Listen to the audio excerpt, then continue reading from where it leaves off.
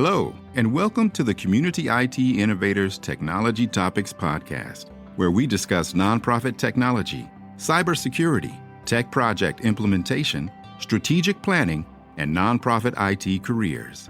Find us at communityit.com. Thank you for joining Community IT for this podcast, Part 1. Subscribe wherever you listen to podcasts and leave us a rating to help others find this leadership resource for nonprofits. Listen for Part 2 in your podcast feed. Welcome to the Community IT Innovators presentation on data cybersecurity at nonprofits. Today, we're going to talk specifically around a subsection of cybersecurity and keeping your data secure in all the tools that you use that store the data that is important to your organization. Hopefully, you have all taken some steps around cybersecurity at your organization in general. And if you need a refresher, we have many videos, podcasts, and articles on our website around general cybersecurity, including a nonprofit framework playbook that you can download for free. But today, I'm excited to be talking with our experts about additional steps and policies you need to take to secure data in all the tools that you use. Some you may not even have thought were at risk. Now, my name is Carolyn Woodard. I'm the Outreach Director for Community IT, and I'm the moderator today. And I'm very happy to hear from our experts. So, Matt, would you like to introduce yourself? Sure. Great. Thanks, Carolyn. It's great to be here in October Cybersecurity Month. My name is Matthew Eshelman, and I'm the Chief Technology Officer at Community IT. In my role at Community IT, I'm kind of responsible for two areas. So one is the back-end systems that we use to manage our nearly 7,000 endpoints, and also work with clients on their solutions architecture and cybersecurity planning. So to be a part of. And I'm happy to be joined by my colleague, David Deal. Thank you, Matt. Thank you, Carolyn. I'm a founding partner at Build Consulting, where I've been since 2015. And my work is as a virtual CIO for mid-sized and large nonprofits. So one of the things I focus on in that role is cybersecurity. So Build works exclusively with nonprofits, mid-sized and large nonprofits, mostly across the U.S., a little bit internationally. Build is passionately independent of any vendors. So although we keep close tabs on what Microsoft and Salesforce and Blackbaud and Bonterra and others are doing, we are not partners with any of them and don't receive money from any of these vendors. So we really sit on our clients' side of the fence in making technology decisions. So we do a lot of technology and data strategy work, virtual CIO work that I mentioned, and really combine deep technology experience with an appreciation for an understanding of organizational change management, which is really important for everything technology related, but also cybersecurity, because so much of cybersecurity is about behavior and policies and processes as much as it is technology. Thanks so much, David. I'm so glad you could join us today and share your expertise. So before we begin, if you're not familiar with Community IT, I'm going to tell you a little bit about us. We are a 100% employee-owned managed services provider. We provide outsourced IT support, and we work exclusively with nonprofit organizations. And our mission is to help nonprofits accomplish their missions through the effective use of technology. We are big fans of what well-managed IT can do for your nonprofit.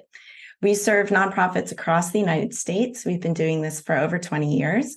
We are technology experts, and we are consistently given the MSP 501 recognition for being a top MSP, which is an honor we received again in 2023.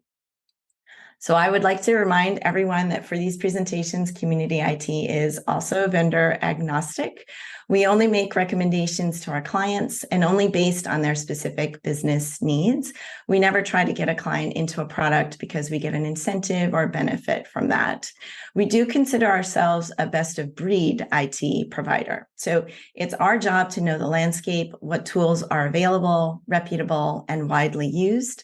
And we make recommendations on that basis for our clients based on their business needs, priorities, and budget.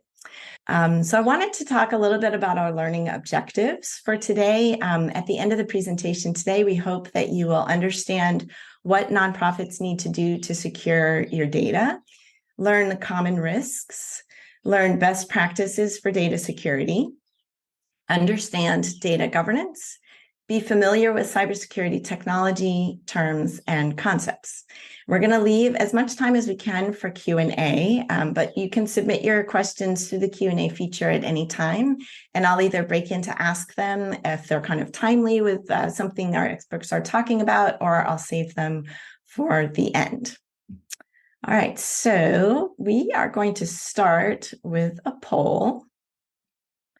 So we're hoping that you can help us. This is a multiple choice question.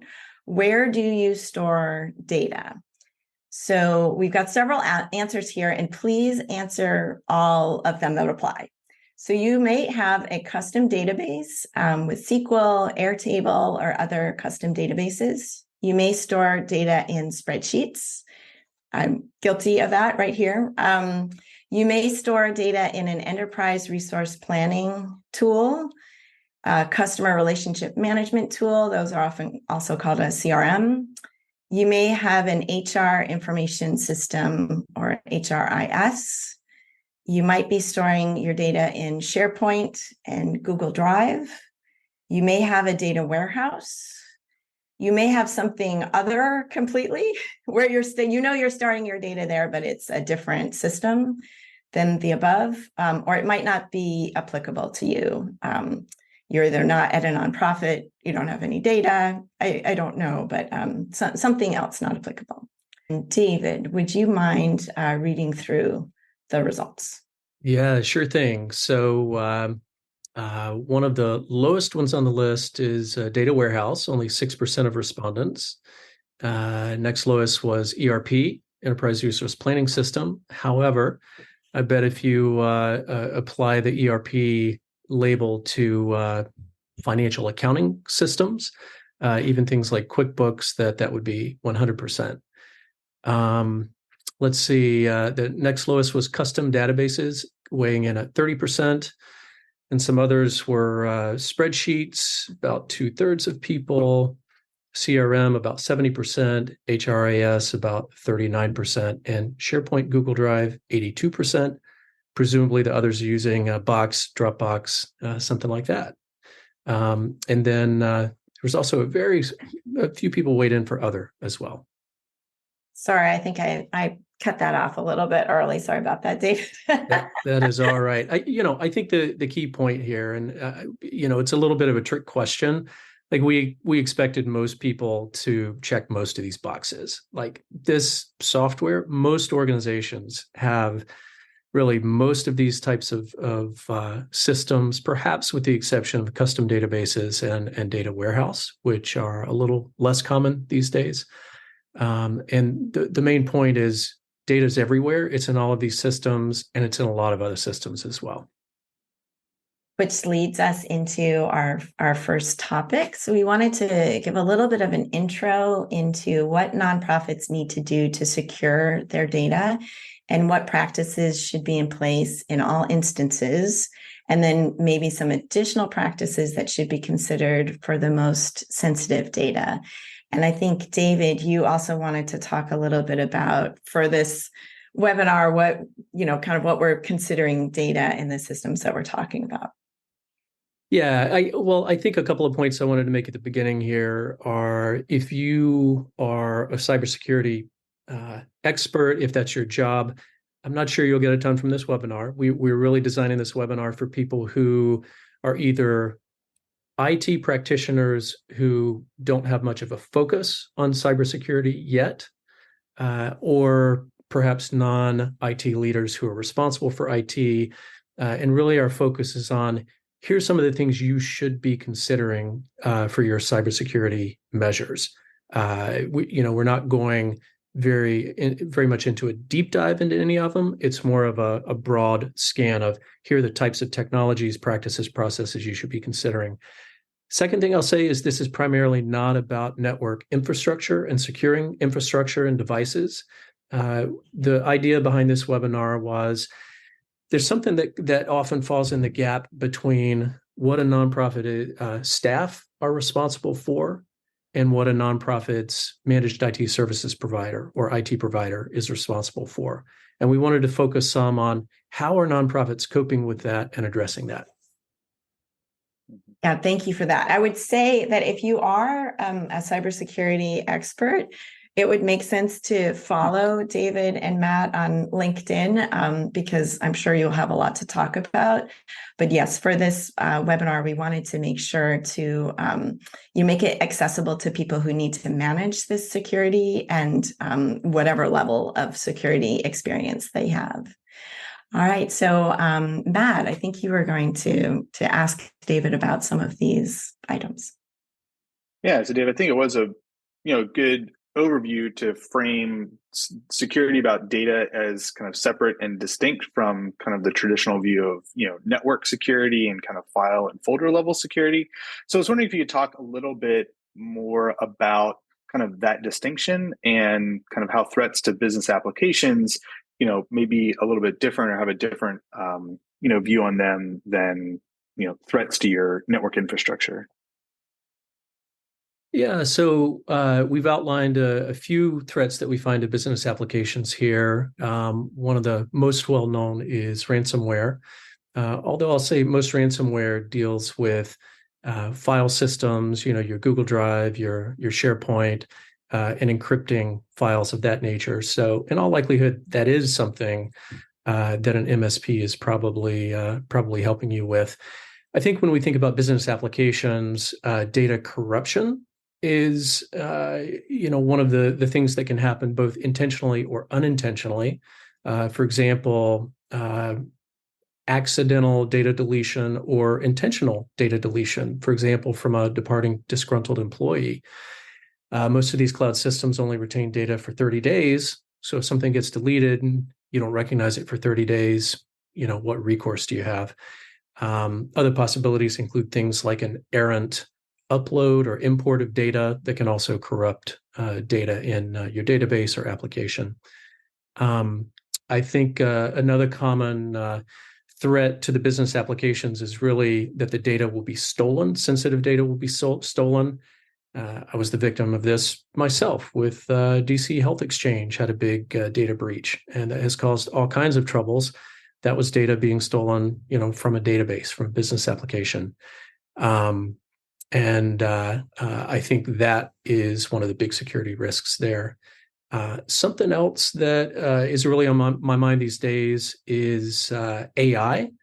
And AI offers some great possibilities and opportunities to all of us in different ways, but it's a tool that can be used just as easily by hackers and people who are up to no good and trying to get into your systems. So I think I think in part because of AI, the threat and because of other reasons as well, but in part because of AI, the threat to nonprofits and cybersecurity continues to increase. Deep fakes are better. Scanning for and exploiting vulnerabilities is faster, more automated. And so really, I have a question for you here, Matt, which is, with hackers using AI, what do you think that means for the cybersecurity measures that nonprofits should take? Is this a game changer for nonprofits in their cybersecurity? Mm-hmm. I don't know that I would go so far as saying it's a game changer, but I do think that it's just kind of another step in the ongoing, kind of efficiency improvement and focus of just kind of what it means to be a victim of cybercrime. And I use the term cybercrime intentionally because I think it's important for organizations to understand that every organization is vulnerable. Every organization has data that could be used or manipulated. And so, these attackers are using the tools that are available to automate and speed their way into kind of that financial aspect of crime. Now, I think there are certainly some organizations that may be at a higher risk for, what we call like advanced, threat actors that are really looking to get embedded in the organization and kind of see what's going on. But for the vast majority of cyber criminals, they're trying to target your systems, encrypt the data, exfiltrate data, use it as a ransom, so that they can ultimately get paid. And I think understanding that financial dimension of cybercrime is important. And yeah, I think these AI tools are only going to make it easier and faster for these exploits to come as they become more commoditized and commercialized. And so, those resources become, widely available. Just as we're using AI tools to speed and automate our response, the other side is as well. I think the other point, thank you for that, Matt. The other point I wanted to make just about, the risks to business applications is the proliferation of applications and data. It's extraordinary when we go into organizations and inventory the applications they're using or the places they're storing data. 10, 20 years ago, it was half, it was a quarter of what it is now, but it's so easy to spin up a new application now for a few users that data is everywhere. And so that creates complexity in cybersecurity because you have a vastly increased surface area for attacks. You have many more places where that data is stored and that data is vulnerable. It isn't just on servers on your network. It's across numerous cloud applications, multiple backup solutions. And so really one of the tactics for dealing with this and managing it's really data governance and having a data inventory. So we'll talk a little bit more about that later in the presentation. Maybe we could look a little bit at some of the best practices here. I think, so Matt, you've started to talk just a little bit about it, but what do you consider to be kind of the things that every nonprofit should be doing? And then what are some things that nonprofits who want to have kind of a stronger cybersecurity measures, what things should they be considering? Yeah, well, I think it's, I'll kind of dovetail into what you said in terms of starting with a data inventory. If you don't know what you have, it becomes very difficult to protect that. And so I think one of the things that we see whenever we come in and do, security assessments is just understanding how many different user accounts you still have and what systems do they have access to. And so with this proliferation of data, you can have sensitive data in systems that, not maybe IT isn't aware of, or user accounts that are still active in systems that have sensitive data because the offboarding request never made it back to IT, or maybe that's a disconnected system and IT, doesn't even manage access to those accounts. And so I think, having that data systems inventory, understanding, which users have access to which systems and which systems, may require extra protection is really foundational. The other foundational element, and one of the reasons why we like single sign-on so much, is that it helps to kind of funnel down and give you a better way to manage and audit user access. So instead of trying to look at sign-in logs for 10 or 15 or 20 different systems through the use of single sign-on, you can, look at that all through single pane of glass, ensuring that MFA is in place and well protected for the user, as they're entering those applications, as opposed to having single sign-on, or as opposed to having multi-factor authentication and a separate username and password for 10 or 15 or 20 different systems. So having a good sense of the applications that are in use, having a sense of which users need to have access. I think those are kind of foundational elements. I think once you go beyond that, then we're starting to look at more detailed audit and reporting controls, so that you can answer the question, who had access to what data when, and be able to have some stronger audit and reporting controls. As David mentioned previously, I think some of the most likely causes of data loss at an organization are, end user driven, either intentional or unintentional. And unless those tools and systems are put in place at the beginning, it's very hard to kind of go back and get that information out of a system. If you want to know, which user went and looked at all the donation history of, the top donors, and is that something they need to do for their job? So I think once you get these systems established, having more granular, access roles, being able to be a little bit more precise in terms of granting access. Those are the things that we see being important. And then also having clear data retention requirements. So I think organizations have now gotten to a point where they understand that the data that they have is not just an asset, but it also represents a liability as well.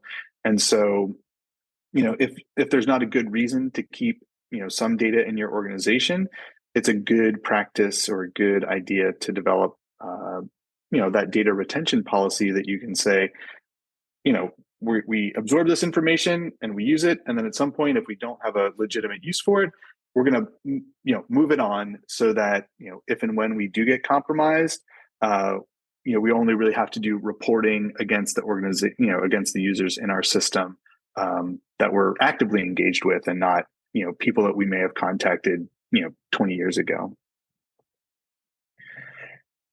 And then, I think the other piece around that data retention requirement is really driving into the backups and kind of the recovery piece, because I think, the ransomware and encryption, I think, gets a lot of headlines, but, at the end of the day, you're relying on a recovery strategy to be able to restore access to those systems. And so making sure that those systems and processes are in place. With a lot of cloud systems, there may be limitations on what you can do as a customer, and you're relying on the vendor to provide that. So having a clear understanding of what happens in these scenarios, what are the service level agreements, are very important steps. It's a different mindset from I got my data on the server and I'm going to restore that. You may be relying on vendors. And then again, there's an advent of a lot of, pretty sophisticated security tools that can help run on this concept of DLP, or data loss prevention, as a way to ensure that sensitive data maybe isn't exported, or your systems are protected against people accidentally sending credit card information, or maybe social security number or birthday information for people that are in the database. So, but I think it really starts rooted in some of that kind of policy and planning framework. And then that can help inform the technology solutions that you choose to implement. We have a couple of, I'm sorry, David, if I can just jump in, there were a couple of questions in the Q&A. So if you can hold that thought. One was, can you just give us a basic explanation of third-party backups? What does that mean when you say that? Mm-hmm. So a third-party backup would be a way to get information out of your primary system into a separate cloud. So a common example for us is an Office 365 backup of email or maybe SharePoint data. Microsoft is providing some protections of your data, but they, if something is deleted and you don't discover it for 3 months, that data might not be available to be recovered. And so having that data in a third-party system gives you a way to recover it, restore it if that's required for, just general productivity, or maybe there's a legal case that requires you to have access to that data. So again, having data outside of your primary system so that you're able to get it back, because the vendor's likely not keeping it for as long as you want or think they should. And so that's like a third-party vendor that you just do some kind of sync to regularly. Mm-hmm. Yeah, okay. I think there are a couple of methods. I'll just add a little bit to that.